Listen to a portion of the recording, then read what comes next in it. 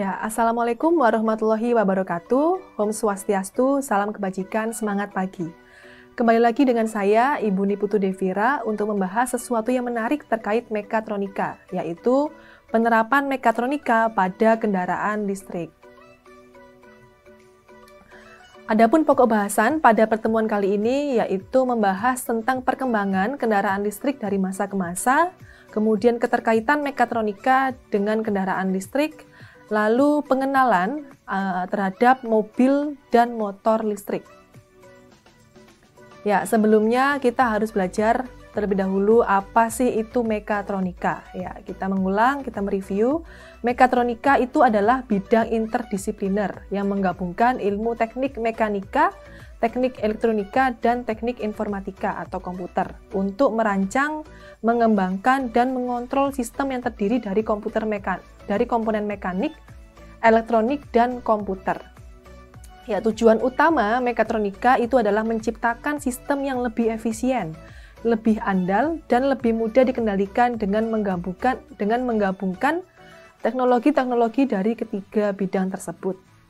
Ya, contoh aplikasi dari mekatronika itu meliputi robotika, sistem kontrol otomatis, kendaraan otonom atau mobil robot, peralatan medis, peralatan industri, dan banyak lagi.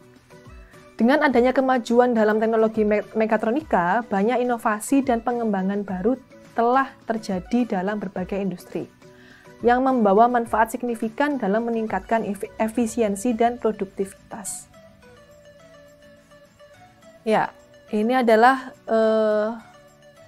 ilustrasi dari kendaraan listrik. Jadi kendaraan listrik itu menggunakan motor, ya, motor listrik sebagai sumber utama untuk menggerakkan roda-rodanya. Jadi beda dengan kendaraan konvensional yang berbahan bakar mesin pembakaran dalam, ya, menggunakan bahan bakar bensin atau diesel. Ya, kendaraan listrik atau disingkat dengan electric vehicle atau EV ini berbahan bakar listrik. Ya, jadi listrik atau baterai seperti itu. Ya, ini adalah sejarah singkat dari perkembangan electric vehicle atau EV. Ya. Jadi dimulai pada tahun 1897, electric vehicle atau EV ini mencapai puncak popularitas di Amerika Serikat. Ya, pada saat itu, mobil listrik dianggap sebagai alternatif yang bersih dan tenang dibandingkan dengan kendaraan bermesin pembakaran dalam hal kebisingan dan polusi. Tokoh terkenal yang turut mempromosikan mobil listrik ini ada Thomas Alva Edison. Kemudian pada tahun 1911, electric vehicle telah mengalami kemunduran popularitasnya setelah puncak kepopuleran pada akhir abad ke-19 tadi. Ya, meskipun demikian, beberapa produsen mobil listrik masih beroperasi dan mencoba mempertahankan pasar kendaraan listriknya. Lalu pada tahun 1930, ya, EV mengalami penurunan popularitasnya lagi yang signifikan di Amerika Serikat.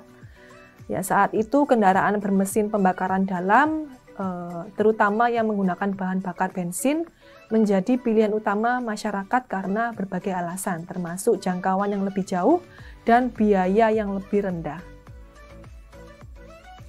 Lalu masuk ke tahun 1990, ya, pada tahun ini EV mengalami sejumlah perkembangan yang penting yang mengawali era baru bagi mobil listrik.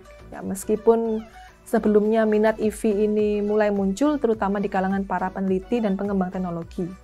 Ya, pada tahun ini beberapa peristiwa yang mendorong munculnya minat perkembangan yang lebih signifikan itu ada penelitian dari California Zero Emission Vehicle Mandat. Ya. Kemudian diluncurkannya General Motor EV1. Kemudian yang ketiga ada pengembangan teknologi baterai yang signifikan. Ya. Lalu ada beberapa penelitian dan inovasi lainnya. Ya, kemudian tahun 2004, EV ini mengalami beberapa perkembangan yang signifikan meskipun masih dalam tahap awal dari revolusi EV di dekade-dekade sebelumnya. Ya. perkembangannya itu ada peluncuran Toyota Prius, kemudian ada peningkatan minat publik ya karena kenaikan harga bahan bakar itu menjadi kekhawatiran karena adanya perubahan iklim pada saat itu. Ya, kemudian pengembangan teknologi baterai yang cukup signifikan, yaitu pada tahun itu menggunakan baterai jenis lithium ion yang mulai menjadi pilihan umum saat digunakannya EV karena kapasitas penyimpanan energi yang lebih tinggi dan keuntungan lainnya. Kemudian pada tahun 2008, ya kita beranjak pada tahun 2008, ini menjadi tahun yang penting dalam sejarah EV karena terdapat beberapa peristiwa lain, yaitu ada beberapa peristiwa yang dianggap sebagai momen kunci untuk EV, yaitu meliputi peluncuran Tesla Roadster. Ya, kemudian ini adalah mobil listrik menggunakan daya baterai lithium ion. Ya.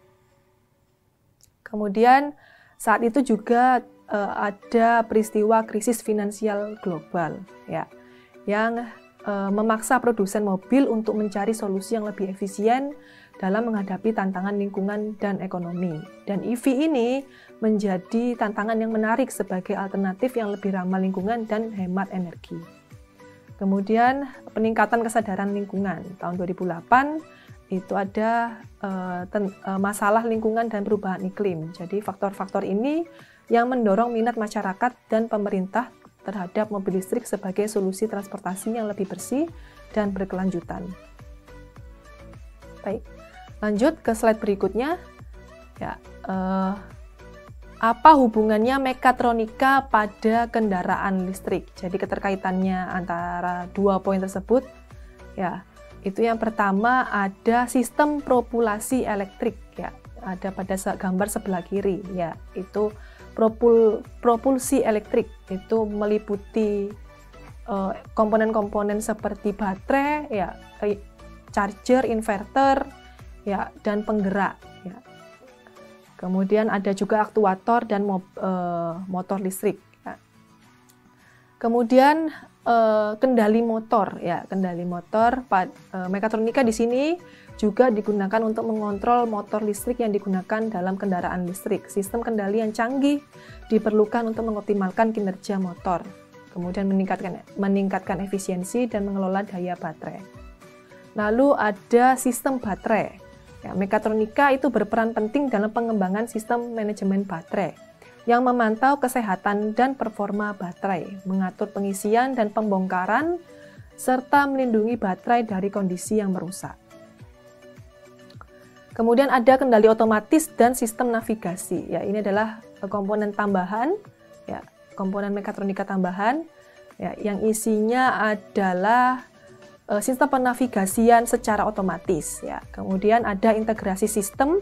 Integrasi sistem ini adalah fusion atau penggabungan antara komponen-komponen sensor, aktuator, ya, dan supply atau baterai tadi. Dan yang terakhir ada pengembangan kendaraan otonom. Jadi ini adalah pengembangan yang melibatkan komponen-komponen kecil seperti penggunaan sensor, kemudian pengenalan gambar, sistem navigasi yang kompleks, ya, yang nantinya akan diterapkan pada perkembangan EV selanjutnya. Ya, kemudian ya EV atau listrik, kelistrikan ini bisa diaplikasikan pada kendaraan yang tadi sudah dibahas, ya. Kendaraan apa saja yang saat ini menggunakan sistem kelistrikan itu ada pada kendaraan mobil dan motor, ya. Ya, untuk sepeda motor sekarang sudah banyak yang menggunakan sumber daya listrik, ya. Jadi sama seperti mobil listrik tadi, sumber tenaganya itu untuk menggerakkan roda-roda, ya. Sebelum masuk ke roda, pastinya menggunakan motor, ya. Motor yang digunakan untuk menggerakkan roda itu nanti akan dibahas pada pertemuan selanjutnya, ya. Baik, terima kasih. itu adalah paparan pada pertemuan 9 kali ini. Ya, mohon maaf apabila ada perkataan dan perbuatan saya yang kurang berkenan, dan saya ucapkan sekali lagi terima kasih. Wassalamualaikum warahmatullahi wabarakatuh.